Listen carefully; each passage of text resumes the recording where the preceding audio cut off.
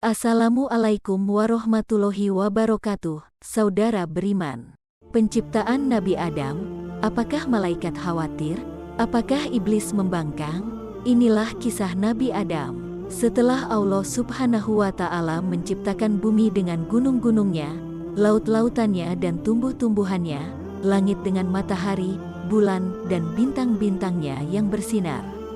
Allah Subhanahu wa Ta'ala juga menciptakan malaikat, makhluk halus yang dimaksudkan untuk beribadah dan berfungsi sebagai perantara antara Zat yang Maha Kuasa dengan hamba-hambanya, terutama perantara kepada para rasul dan nabinya. Kemudian Allah Subhanahu wa Ta'ala memutuskan untuk menciptakan. Ketika para malaikat diberitahu bahwa Allah Subhanahu wa Ta'ala ingin menciptakan makhluk lain, mereka khawatir apakah ini terjadi karena kelalaian atau kelalaian mereka dalam ibadah dan menjalankan tugas mereka, atau karena pelanggaran yang mereka lakukan tanpa disadari. Mereka berkata kepada Allah Subhanahu wa Ta'ala, "Wahai Tuhan kami, buat apa Tuhan menciptakan makhluk lain selain kami, sedangkan kami selalu bertasbih, bertahmid, melakukan ibadah, dan mengagungkan nama-Mu tanpa henti? Sedangkan makhluk yang Tuhan ciptakan dan diturunkan ke bumi itu akan bertengkar satu sama lain, saling bunuh-membunuh, dan akan terjadi kerusakan dan kehancuran." Allah berfirman kepada para malaikat itu, "Aku mengetahui apa yang kamu tidak ketahui dan aku sendirilah yang mengetahui hikmat penguasaan Bani Adam atas bumiku." Kemudian Allah Subhanahu wa Ta'ala membuat Adam dari segumpal tanah liat, kering, dan lumpur hitam. Setelah bentuknya diperbarui, roh yang diciptakan Tuhan dimasukkan ke dalamnya, dan ia berdiri tegak sebagai manusia yang sempurna. Iblis menentang dan menolak untuk mengikuti perintah Allah.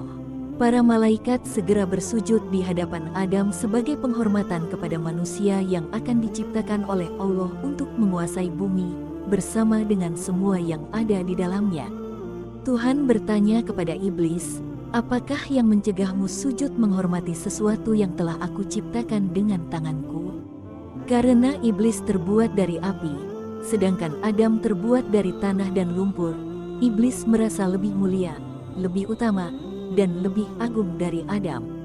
Karena iblis menolak sujud yang diperintahkan, Allah menghukum iblis dengan mengusirnya dari surga dan mengeluarkannya dari kelompok malaikat. Iblis dengan sombong menerima hukuman Tuhan itu, dan hanya memohon agar dia diberi kesempatan untuk hidup kekal hingga hari kebangkitan kembali. Sebaliknya, iblis mengancam akan menyesatkan Adam, menyingkirkannya dari surga dan menyingkirkannya dari kelompok malaikat. Kemudian Allah berfirman kepada iblis yang terkutuk itu, "Pergilah engkau bersama pengikut-pengikutmu yang semuanya akan menjadi isi neraka jahanam dan bahan bakar neraka. Kau tidak akan berdaya menyesatkan hamba-hambaku yang telah beriman kepadaku dengan sepenuh hatinya, dan memiliki akidah yang mantap yang tidak akan tergoyah oleh rayuanmu, walaupun kau menggunakan segala kepandaianmu menghasut dan memfitnah." Pengetahuan Adam tentang nama-nama benda, untuk menghilangkan keraguan para malaikat terhadap Adam dan meyakinkan mereka akan kebijaksanaannya, dia menunjuk Adam sebagai penguasa bumi. Para malaikat tidak dapat menjawab tantangan Allah untuk menyebutkan nama benda-benda yang mereka lihat. Mereka berkata, "Maha Agung Engkau, kami tidak tahu apa-apa kecuali apa yang Tuhan ajarkan kepada kami. Engkaulah yang Maha Mengetahui dan Maha Bijaksana." Lalu Allah memerintahkan Adam untuk memberitahu para malaikat nama-nama itu. Setelah Adam memberitahu mereka, Allah berfirman, "Bukankah aku telah katakan padamu bahwa aku mengetahui rahasia langit dan bumi, dan apa yang kamu lahirkan dan apa yang kamu sembunyikan?" Adam menghuni surga. Setelah Allah memberi Adam tempat di surga, dia menciptakan Hawa untuk mendampinginya dan berteman dengannya, menghilangkan kesepiannya, dan memenuhi kebutuhan fitrahnya untuk memiliki keturunan. Menurut cerita para ulama, Allah membuat Hawa dari salah satu tulang rusuk Adam yang di sebelah kiri ketika ia masih tidur. Adam terjaga, ia melihat Hawa berada di sampingnya ketika ia terjaga. Malaikat bertanya kepadanya, "Wahai Adam, apa dan siapakah makhluk yang berada di sampingmu itu?" Adam berkata, seorang perempuan, sesuai dengan fitrah yang telah diilhamkan oleh Allah kepadanya. Malaikat bertanya lagi, siapa namanya? Hawa, jawab Adam. Untuk apa Tuhan menciptakan makhluk ini? Tanya malaikat lagi. Adam menjawab, untuk mendampingiku, memberi kebahagiaan bagiku dan mengisi keperluan hidupku sesuai dengan kehendak Allah. Tinggallah engkau bersama istrimu di surga, rasakanlah kenikmatan yang berlimpah-limpah di sana, risalah, dan makanlah buah-buahan yang lezat di sana sepuas hatimu dan sekehendak nafsumu, kata Allah kepada Adam. Selama kau berada di dalamnya, kau tidak akan merasa lapar, dahaga atau letih. Akan tetapi aku ingatkan, janganlah makan buah dari pohon ini yang akan menyebabkan kamu celaka dan termasuk orang-orang yang zalim.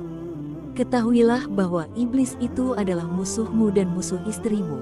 Ia akan berusaha membujuk kamu dan menyeret kamu keluar dari surga sehingga hilanglah kebahagiaan yang kamu sedang nikmati ini.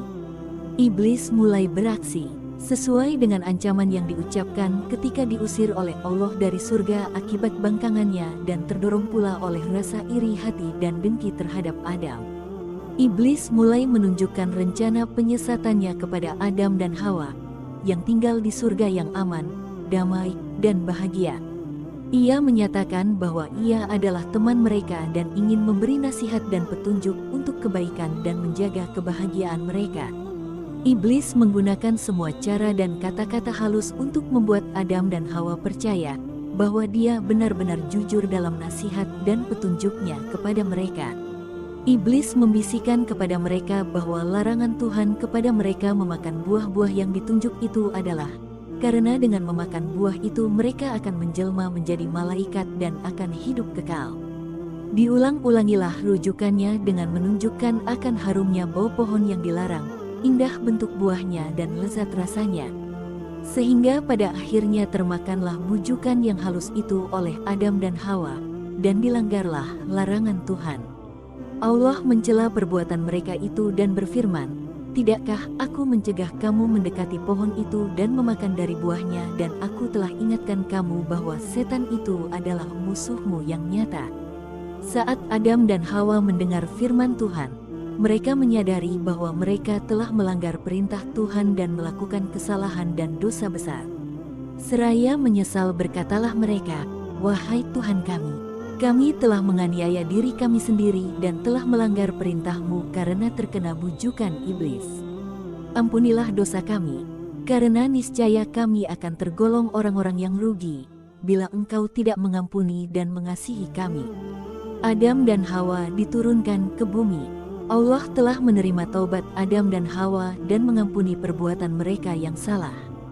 Ini membuat mereka merasa lebih baik dan tidak sedih karena mereka lalai akan peringatan Tuhan tentang iblis yang membuat mereka menjadi korban bujuk dan rayuannya yang manis namun berbahaya itu.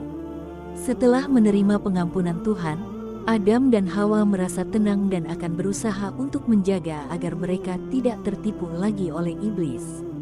Dan akan berusaha agar kesalahan yang mereka lakukan, yang menimbulkan murka dan teguran Tuhan, menjadi pengajaran bagi mereka berdua agar lebih waspada terhadap tipu daya dan bujukan iblis yang terlaknat.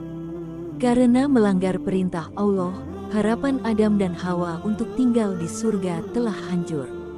Dalam hati dan pikiran Adam dan Hawa yang merasakan kenikmatan dan kebahagiaan, hidup mereka di surga tidak akan terganggu oleh apapun, dan bahwa ridho Allah serta rahmat-Nya akan tetap melimpah di atas mereka untuk selama-lamanya.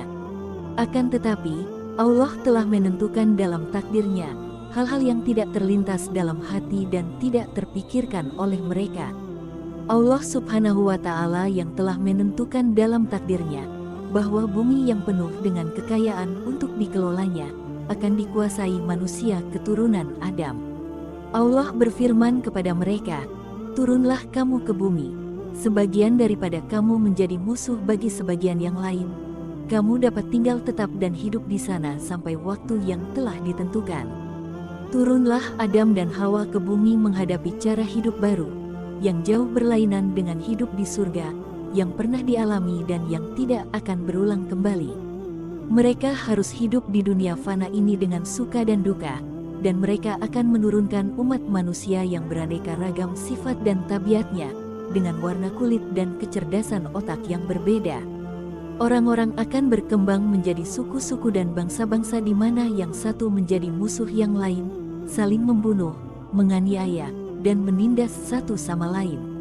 Dari waktu ke waktu, Allah mengutus nabinya dan rasulnya untuk memimpin hambanya ke jalan yang lurus, damai, dan kasih sayang di antara satu sama lain, yang akan membawa mereka ke ridhonya dan kebahagiaan dunia dan akhirat. Kisah Adam dalam Al-Quran. Al-Quran menceritakan kisah Adam dalam beberapa surah, di antaranya surah Al-Baqarah ayat 30 hingga ayat 38, dan surah Al-A'raf ayat 11 hingga 25.